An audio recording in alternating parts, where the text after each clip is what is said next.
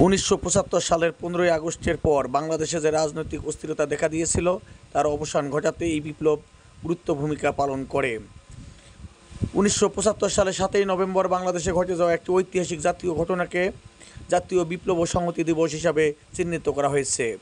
এই দিনে সিপাহী ও জনতা মিলে যে বিপ্লব ঘটিয়েছিল, যার মধ্য দিয়ে তৎকালীন রাজনৈতিক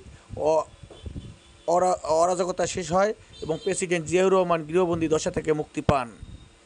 এর ওই ধারাবাহিকতায় প্রতি বছর ৭ই নভেম্বর জাতীয় বিপ্লব ও সংহতি দিবস পালিত হয়ে আসছে। এর ওই ধারাবাহিকতায় কুড়িগ্রাম জেলার রাজারহাট উপজেলায় এবারে জাতীয় বিপ্লব ও সংহতি দিবসে একটি র্যালি বিএনপির আয়োজনে রাজারহাট উপজেলার বিভিন্ন সড়ক প্রদক্ষিণ করেছে। এরপর